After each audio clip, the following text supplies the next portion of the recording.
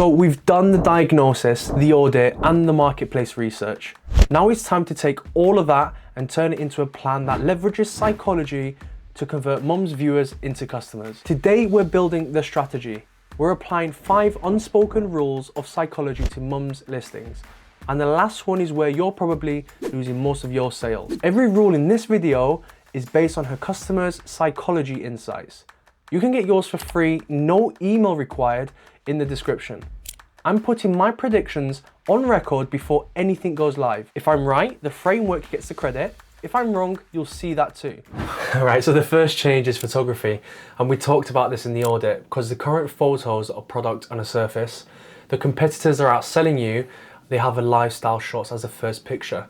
So the plan is every main image on the listings, we're updating them with a product on a person. This takes them from what does this look like to what do I look like wearing this? And for a Gazecatcher, this is what matters. My prediction for this, I think click-through rates from search results will increase because a lifestyle photo stands out, not against the feed, but in the viewer's mind when compared against a normal product picture. I'm fairly confident about this one. Second change is the titles. We know from the marketplace research that some buyers search by occasion and feelings. Not all buyers do this, but the ones that we're going after do. So the new titles are going to lead with what the buyer is looking for instead of what product it's made of. Now, this is where Etsy SEO tension comes in because we still need keywords that people are actually searching for, but we need those keywords to feel natural. So the approach is this: lead with the occasion or the aesthetic, then include the materials as a qualifier. Instead of earrings made with Swarovski clear crystal elements, something more like, well, I don't want to give that exact rewrite here because that's the next episode, but the structure flips. Buyer first, specs second. This is something Etsy is pushing for sellers to do at the moment. AI generated titles, making them shorter and punchier. But these titles are still descriptive. Most Etsy experts today are telling you to optimize your SEO keywords, suggesting short tail and long tail combinations. The thing they won't say is a strong SEO listing only makes you eligible to appear. It doesn't mean that you actually will. And in the best case scenario, when you do appear, you're not leveraging psychology. This results in high clicks from SEO and low conversion rates, because viewers don't turn into buyers. The third change is descriptions. So we found in the audit that the descriptions are maker focused. 3 paragraphs about materials, process, and craftsmanship. And in the reviews, we found that the customers are saying something completely different. Catches the light, beautiful and fashionable. The new descriptions are going to lead with what the buyers are experiencing, how it looks, how it feels, what kind of moment it's made for, and then include the material information further down for the people who do actually care about the specs. They're not the majority, but they do exist. Mum, how does this feel? The idea of descriptions not leading with craftsmanship. That's what I've been doing forever, writing descriptive descriptions. That's all I know. I get it, you're proud of the craft and you should be, but the description's job is to convert the buyer. And the buyers already told us in the reviews what they want to hear. This will improve the conversion rate for the people who clicked through to the listing, because right now they click on the listing, they scroll down, they see the specs or the description, and some of them bounce. The new description keeps the Gazecatchers engaged because it speaks their language. So the fourth change is about pricing, but I'm not changing the actual price. Let me explain why. When sales are flat, the instinct is always to discount. And I get it. It feels like you're doing something. But for a Gazecatcher, the discount sends the wrong signal. A Gazecatcher doesn't want a bargain. They want to feel like what they're making is a tasteful choice. A discount says that this product is worth less than what I said it was.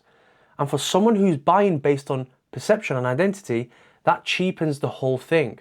So instead of changing the price, I'm changing the world around the price. I want a £20 pair of earrings to feel like a £20 experience. Now, honestly, this is a change I'm least confident about because perception shifts are subtle. They don't spike on a dashboard. They accumulate over time. So this one might take longer to show up in the data, or it might not even show up at all. I'm not sure. And I think being upfront about that matters. Okay, the fifth change is social proof. So Mum, you have nearly 2,000 reviews, star seller badges. That's incredible social proof. But where does it sit on a listing? below the description, below the shipping information.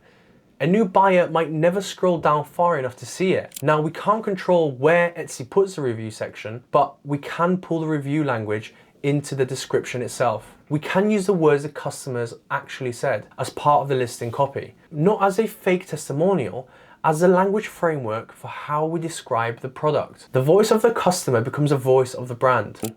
This one's hard to measure in isolation, but combined with description rewrites, I think it will increase time on the page and reduce bounce rates, because the buyer feels understood when the listing sounds like something they would say, not something a supplier would say. Right, so before any of these changes go live, I want to set something up for you, because one thing that I notice about how you run your shop is that you edit things, forget them, and then you've moved on. So I've built this dead simple listing change tracker. This is nothing fancy, it's just a spreadsheet, but without it, every edit is a gamble. You can't connect a change to a result because you have no idea what you did. And when something works, you can't replicate it because you don't know what edits you made worked and made the difference. Mum, I want you to use this for every listing change going forward. Even the small ones, 30 seconds after each edit. At least I can track what I change, and this hopefully will steer me in the right direction. So that's the strategy. 5 changes: photography, titles, descriptions, price framing, and social proofing. All driven by the Gazecatcher archetype. All supported by the marketplace research. Predictions are on record. I'm most confident about the photography change, least confident about the price reframe, and I'm genuinely curious to see what happens with the title rewrites, because that's where the SEO and psychology tension sits. Next episode, we start making the changes. If you're watching this and you're thinking about your own listings, the free diagnosis will tell you which archetype your buyer is in 2 minutes. The link is in the description, and I'll see you in episode 6.